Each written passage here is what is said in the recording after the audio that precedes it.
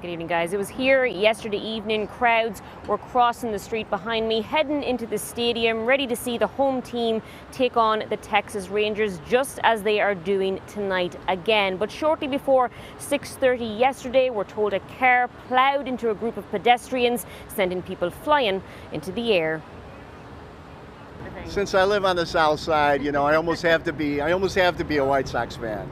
Tom Jarima, like many Southsiders, is a White Sox fan, and while he doesn't get to games too often, A couple times a year.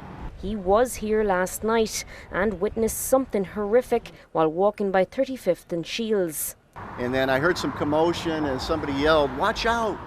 And then this car was just driving really fast and I just couldn't believe it. He says that car ploughed into a group of pedestrians. And then it started, driving into people, and then bodies started flying really high and gym shoes were coming off and people were screaming. And it seemed like the car slowed down for a minute and then just took off. And police took off after it, Yeah, within seconds.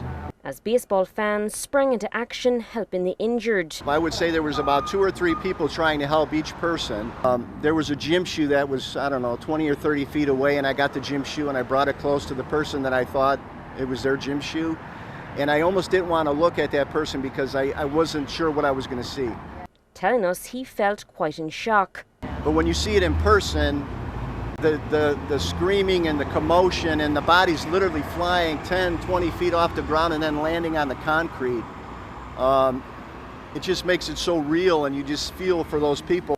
That vehicle, meanwhile, had also taken a fourth victim with it, a pedestrian somehow thrown through the sunroof and taken on a joyride down the Dan Ryan, as state police and SWAT gave chase. But when I heard about that later, I was like, wow, that's unbelievable.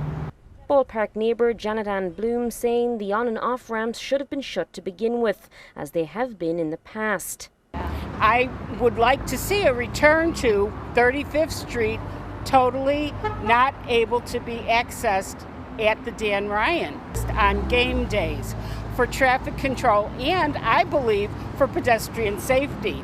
The vehicle soon crashed in the vicinity of 47th Street. The victim inside rushed to the hospital, while 4 suspects in there too were taken into custody. The whole ordeal leaving all those who watched it unfold, understandably, shaken up. I think I'll think about big public events a little bit differently from now on. Now again, there is another game here tonight. It starts in about a couple of hours from now. Lots of security here pretty much for most of the day. The victims last night range in age from 24 to 64 according to police. We've not been able to get an update today on their conditions. The offenders from last night, meanwhile, they're all in their 20s per police, and we're still waiting on more information about what charges they may face. Well, I have a guaranteed rate field. Bronagh Tumulty, WGN News.